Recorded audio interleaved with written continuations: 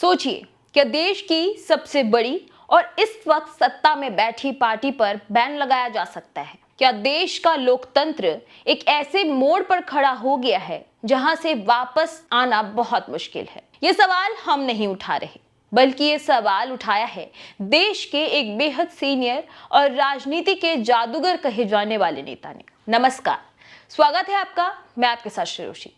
आज बात होगी एक ऐसे बयान की जिसने दिल्ली से लेकर जयपुर तक पूरे देश के सियासी गलियारों में एक बहुत बड़ा तूफान खड़ा कर दिया है। एक पूर्व मुख्यमंत्री का कहना है कि अगर आज देश में आयरन लेडी कही जाने वाली इंदिरा गांधी होती तो वो आज की बीजेपी पर तुरंत बैन लगा देती। आखिर कांग्रेस के इस दिग्गज नेता ने ऐसा क्यों कहा?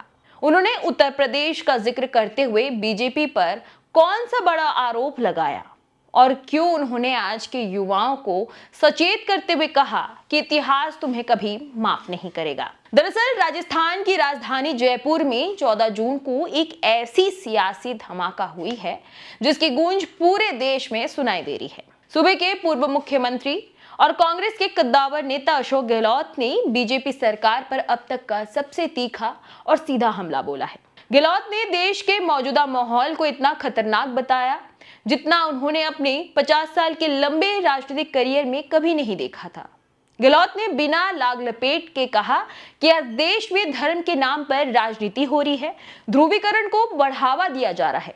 और इसी बात को आगे बढ़ाते हुए उन्होंने देश की पूर्व प्रधानमंत्री इंदिरा गांधी का उदाहरण देकर सबको चौंका दिया। गहलोत ने साफ शब्दों में कहा कि अगर आज इंदिरा गांधी जैसी मजबूत और निडर नेता देश की कमान संभाल रही होती तो वो धर्म के नाम पर राजनीति करने वाली और देश के माहौल को बिगाड़ने वाली भाजपा जैसी पार्टी पर तुरंत प्रतिबंध यानी कि बैन लगा देती। इस एक लाइन ने राजस्थान से लेकर दिल्ली तक की सियासत का पारा अचानक 7वें आसमान पर पहुंचा दिया है। अशोक गहलोत सिर्फ बीजेपी पर हमला करके नहीं रुके, उन्होंने देश के भविष्य यानी कि आज की युवा पीढ़ी को सीधे तौर पर कटघरे में खड़ा किया और उन्हें आगाह किया।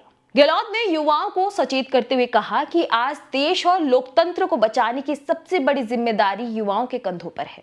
उन्होंने कहा कि अगर आज समय रहते देश के बिगड़ते हालातों को नहीं संभाला गया तो आने वाले समय में इसका सबसे गंभीर परिणाम इसी युवा पीढ़ी को भुगतना पड़ेगा। गहलोत के शब्दों में एक बड़ा सस्पेंस और चेतावनी थी। उन्होंने कहा कि इतिहास आज के युवाओं को कभी माफ नहीं करेगा। आने वाले वक्त में उनसे जरूर पूछा जाएगा कि जब देश के हालात बिगड़ रहे थे तब तुम क्या कर रहे थे। अपने इस भाषण में अशोक गहलोत ने दिल्ली की सत्ता में बैठे लोगों की सोच पर बड़ा सवाल उठाया।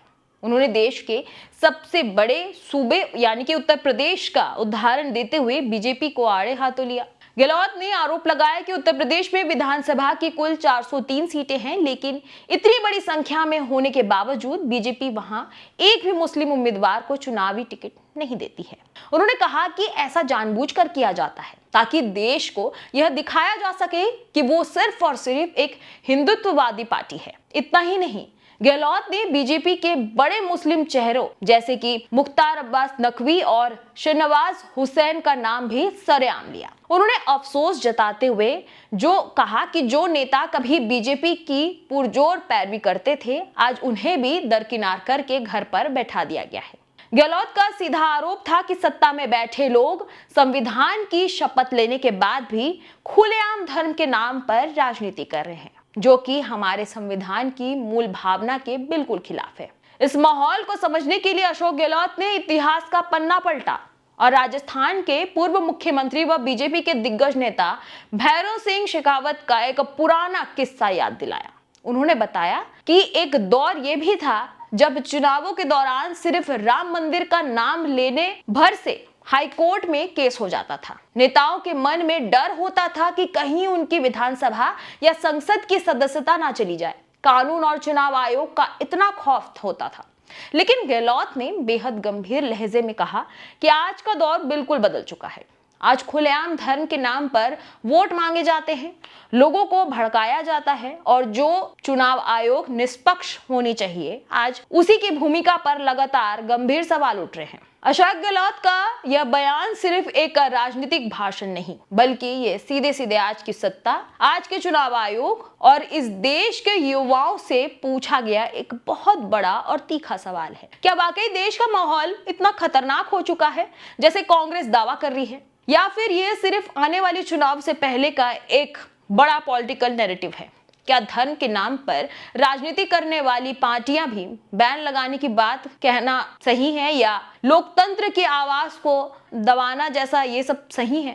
गहलोत ने युवाओं को चेताया कि इतिहास उनसे सवाल पूछेगा, लेकिन सवाल तो आज ये सिस्टम से भी है, सवाल आज की राजनीति से भी है। इस बड़े बयान के बाद देश का सियासी पारा तो चढ़ चुका है, लेकिन जनता के मन में कई अनसुलझे सवाल खड़े हो गए हैं। अशोक गहलोत के इस बयान पर और बीजेपी पर बैन लगाने वाली इस बात पर आपकी क्या राय है? क्या आपको लगता है कि वाकई आज के दौर में राजनीति का स्तर बदल चुका है? हमें कमेंट सेक्शन पर जरूर बताएं।